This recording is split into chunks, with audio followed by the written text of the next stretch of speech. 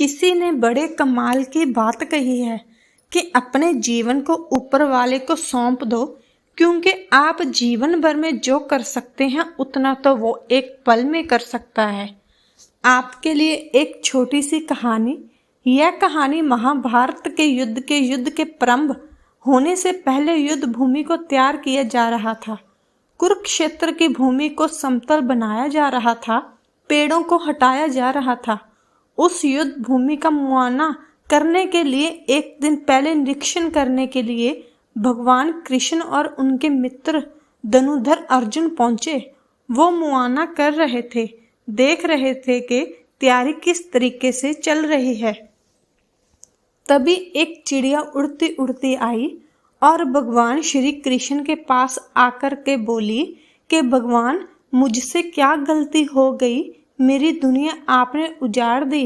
यहाँ युद्ध भूमि को तैयार किया जा रहा है, पेड़ों को गिराया जा रहा है। एक हाथी ने आकर मेरा पेड़ गिरा दिया।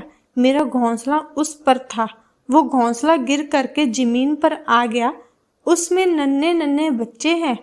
हमारी जान बचा लीजिए भगवान, अब सब कुछ आपके हवाले है। भगवान श्री कृष्ण ने कहा कि मैं इसमें क्या कर सकता हूँ? मैं तुम्हारी मदद नहीं कर सकता। यह तो नियति का पहिया है, समय का पहिया घूमता चला जाता है, इसमें मैं क्या कर सकता हूँ बताओ? वो चिड़िया रुआंसी होकर के बोली कि भगवान, मुझे बस एक इजाज़त दे दीजिए। भगवान ने कहा कि बोलो, क्या पूछना है, क्या इजाज़त चाहिए? तो उस चिड़िया ने कहा कि भगवान, मैं आप पर विश्वास तो कर सकती हूँ ना? भगवान ने हाँ भरी।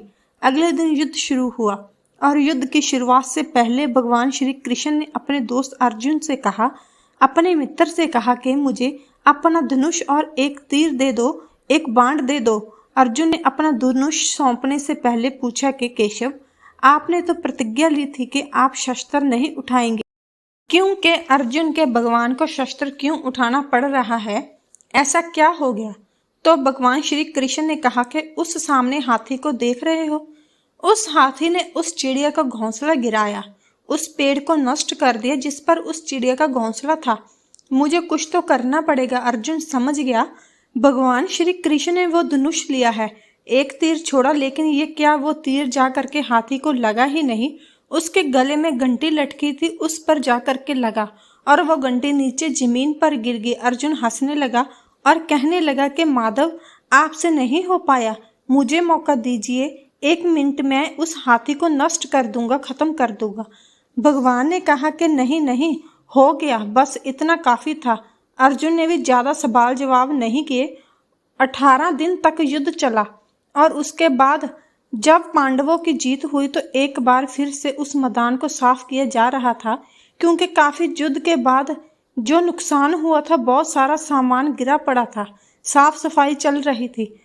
भगवान श्री कृष्ण एक बार फिर से अपने दोस्त, अपने मित्र अर्जुन के साथ मैं उसी भूमिका करने के लिए निकले और अर्जुन से कहा, एक काम कीजिए, मेरे रथ से उतरिए और जाकर नीचे वो जो घंटी रखी है उसको हटा दीजिएगा।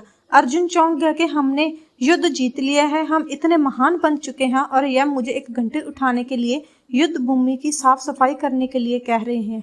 लेकिन जानता था भगवान है, कुछ भी कह सकते हैं।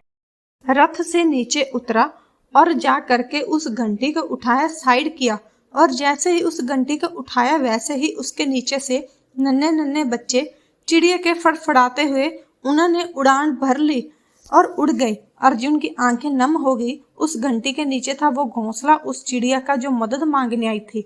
18 दिन के युद्ध में वो चिड़िया और उसके बच्चे सुरक्षित रहे, क्योंकि घंटी वहां पर उनका सुरक्षा कवच बनकर आ चुकी थी। चिड़िया ने शुरुआत में सिर्फ ये कहा था कि क्या भगवान, मैं आप पर विश्वास तो कर सकती हूँ ना? और भगवान ने हाँ भरी थी। कहानी बहुत छोटी है, लेकिन हमें सिखाती है कि दुनिया में हमारे सामने चाहे जो भी परिस्थिति आ जाए, एक काम कीजिएगा, अपने जीवन को ऊपर वाले के सौंप दीजिएगा, क्योंकि आप जीवन भर में जितना कर सकते हैं उससे कहीं ज़्यादा तो वो एक पल में कर सकता है।